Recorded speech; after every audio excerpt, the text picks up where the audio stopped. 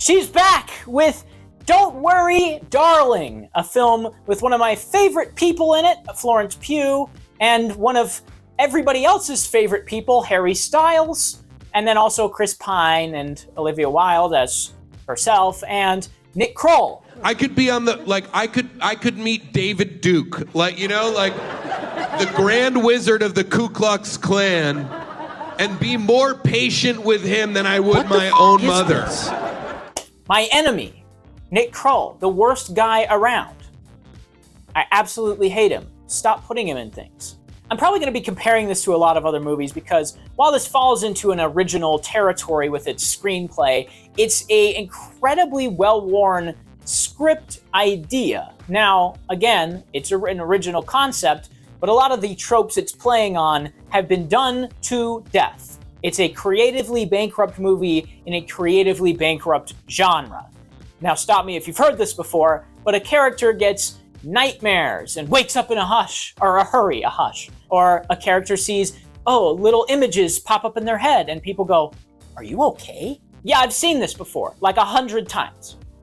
This is all unoriginal, in an original script. It's annoying.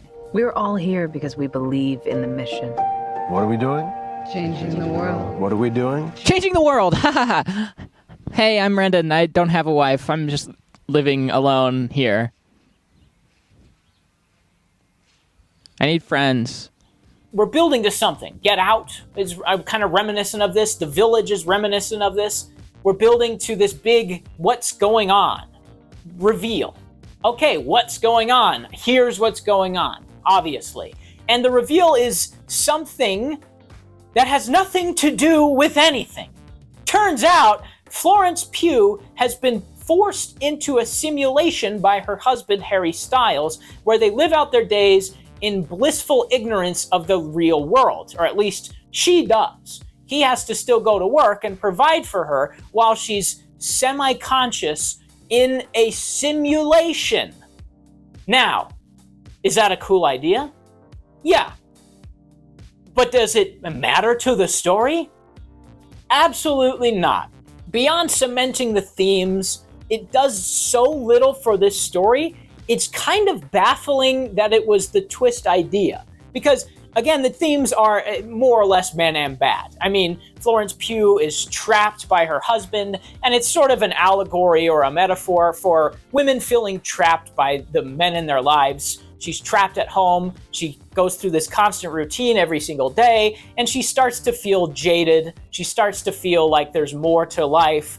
And at one point even, she screams at Harry Styles, "You took my life, and it was mine. It was mine, and you took it from me." So it gets pretty on the nose for what its message is. But at the same time, that is one of the more interesting ideas explored here. Again, it's explored in men better, more creatively, and more inventively.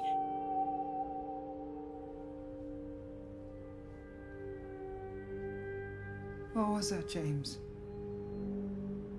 Your plan to win me back?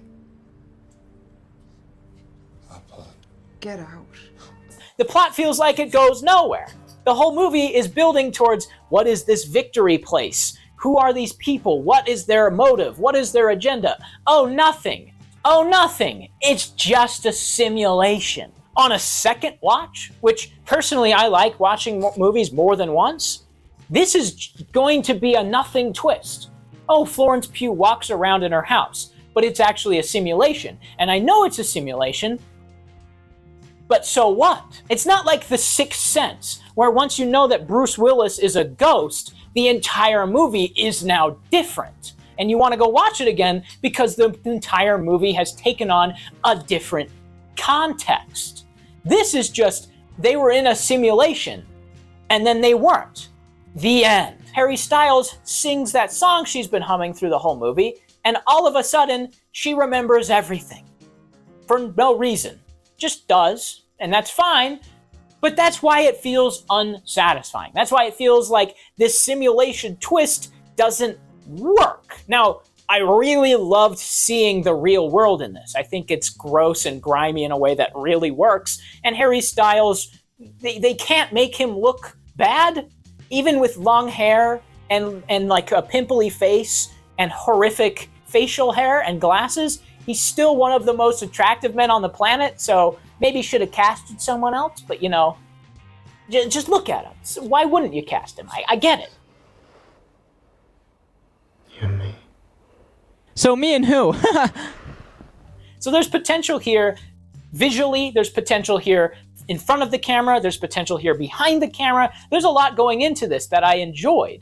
The biggest issue I have is that it feels like, again, there are things that don't pay off in satisfying ways. Another example of this is when Florence Pugh is at a dinner table berating Chris Pine. Yes. You dropped your ticket, and he bent down, picked it up, gave it to you, right? It is, yeah. That's how Margaret met Ted. Yeah, that is strange. Would have been nice to know that, though, before now. How about this? Have Florence Pugh talk to the people around her and have it be about more than, oh, I'm going to buy a swimsuit. Oh, isn't it weird around here? How about you talk to them? How about you have Florence Pugh ask them where they're from? And then, oh, that's weird. I'm from there too. Oh, wow, we have the exact same story of how we met our husbands. Isn't that strange? And then we as an audience can go, oh, I'm scratching my chin. This is strange. But instead, it's just, here's that information now. Oh, we're moving on and it's never going to come up again. We're told what we remember until we try to remember things that they want us to forget. I know a lot of people are going to love this, and a lot of people have loved this. I know a lot of people are going to hate this and have hated this, but I'm frustratingly down the middle with it. It's one I don't really intend on seeing again because the twist is nothing, and it has absolutely no compelling anything bringing me back to it. Again, I like some of it. I think there's a lot of potential here that's just wasted, though, and that's the most frustrating thing of all. A movie this mediocre is almost worse than it being bad because it's so forgettable. Most of it is so dull, I was just waiting for it to end. Now, is it fun to watch Florence Pugh? Yes. Is it fun to have Chris Pine hamming it up? Absolutely. Is it fun to see a movie that's well directed, for the most part? Yeah. Is it fun to watch a movie with a great score? Yeah. But when it feels like the plot is actively going nowhere, there's not much to glean. So I give it a 5. It's totally fine. It's totally inoffensive. And there's a fine message at its heart. It's just a movie I feel like has been done better everywhere else.